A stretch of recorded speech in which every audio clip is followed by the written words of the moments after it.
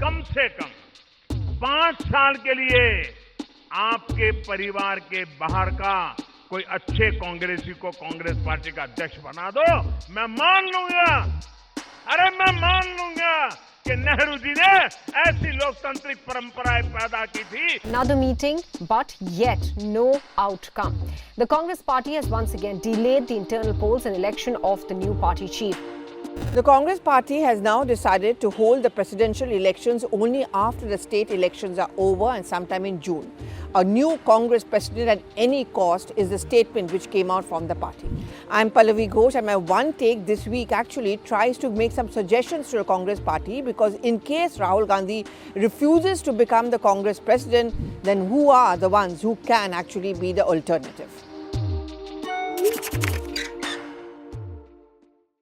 But it's not going to be an easy choice. Several names have been doing the rounds. In fact, we've been asking you for suggestions. Interesting ones have been given by you. One name which has figured prominently has been that of Sachin. Well, he's relatively young. He's been seen as a fighter, a rebel, standing up for his own rights. And in today's India, especially a forward-looking younger India, who are known, the youth are known in fact to fight for their rights, what they think is good for them, is something which is being seen as a good sign within Sachin. But is that a good sign for the Congress party to choose, say, a pilot as a party president? Well, no. Because there's one qualification which they would ask for from a non-Gandhi is 100% loyalty. There are now question marks which of course has been raised over Sachin because, you know, the Congress party, and like most political parties, do not really like rebels. They don't trust them. That's going to be one tick mark which may be against Sachin. But it's interesting because he would actually suit the purpose of a Rahul Gandhi, who had always said that a non-Gandhi should become, and we want a generational shift within the Congress party. Several other interesting names have also been suggested. Some of them are being suggested by us because the Congress party is not able to think of those names. Interesting choice which many people put forward was that of Shashi Tharoor. Why Tharoor? Well, he's younger in comparison to many of the very, very senior leaders within the party. Not very experienced as far as administration is concerned, so that's a point against him. His tremendous presence on social media, many of his critics say, is just not enough for him to lead the party.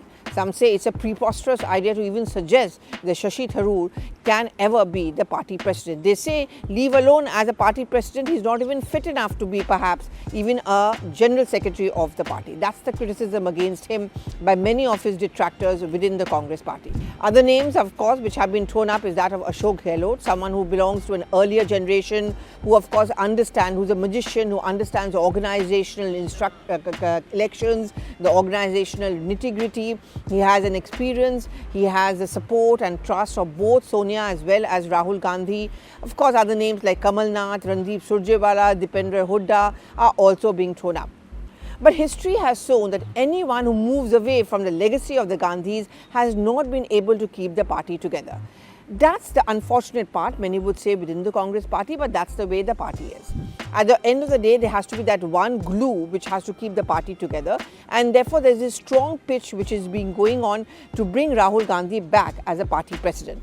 In fact, what my sources are telling me is that a senior Congress leader who at one point of time was extremely powerful, very, very close to Sonia Gandhi, she's the one who started talking to many of the rebel or the group of 23 to try and get their support to ensure that no surprises are sprung when the nomination process begins. But the sense which one gets is that many of these from group of 23 who may be sounding placatory at this point of time may actually spring that surprise. Some of them may actually start speaking out should the organization elections not be held. In fact, if you remember at the CWC meeting, there was a war of words between, say, an Ashok Gehlot and an Anand Sharma, with Sharma insisting that why are the polls being delayed, Gehlot countering by saying that don't you trust the Gandhis when an election has been promised, why should we not wait for that? Farmers' issues are more important is what Ashok Gehlot is believed to have told Anand Sharma.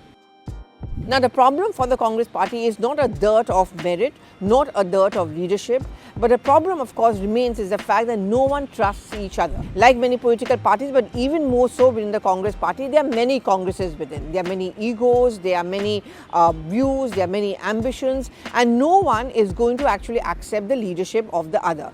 We saw a slice of this in UPA 1 and UPA 2, But many of the senior Congress leaders could not accept Dr. Manmohan Singh as the Prime Minister because their argument was that he doesn't have the required political experience. We had it. Why should we not have been made the Prime Minister? It all boiled down to one single issue, and that was the issue of trust. Sonia Gandhi and the Gandhis trusted Dr. Manmohan Singh.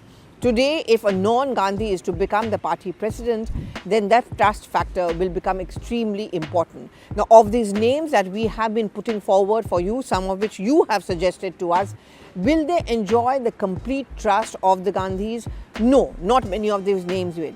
Are they not ambitious themselves? That is something which would be very, very unacceptable from a Congress president, because the Congress believes, and the Gandhis in fact have put forward that point of view of renunciation, of supreme sacrifice. We've sacrificed our ambitions. We did not become the Prime Minister because for us the party was supreme. And that is why ultimately it may boil down to the Gandhis, but more specifically for Rahul Gandhi. That's exactly what is happening behind the scenes. Now, choosing a non-Gandhi could have benefited the Congress because that's where they could have given a dent to the entire narrative of the BJP and particularly of the Prime Minister ahead of the next Lok Sabha elections of, being obsessed with a particular dynasty or with the Gandhi surname. But at the end of the day, any political party has to look at its own survival. It's unlikely to survive without the Gandhi simply because it cannot look beyond the Gandhi. It's may not be a compliment to the Gandhis as such, but it's a kind of a power trap for the Congress and a power trap for the Gandhis where they are not able to move out beyond it. Now, what happens if Rahul Gandhi, for example, becomes the party president? He would certainly need a team in place. Now, many of the names which have been suggested as Congress president, can they be, say, Rahul Gandhi's team? Well, yes and no, because again, that trust factor comes in. The pictures of, say, Ahmed Patel whispering into the ear of Sonia Gandhi actually gave out this perception that he enjoyed her trust. She would listen to him. How many of these names are the ones who Rahul Gandhi would actually listen to? He's believed to have a mind of his own to the extent of being stubborn, accept me the way I am. That could be the beginning of the trouble for the Congress party and the building up of a team for Rahul Gandhi. This is something which is what we are going to be reporting off in the next few weeks and the days in the build-up to the presidential elections, which could be held and has to be held by June. But unfortunately for the Congress party, even if it wants to look beyond the Gandhis, such is the situation, such is the power structure within the party, it cannot really look beyond the Gandhis.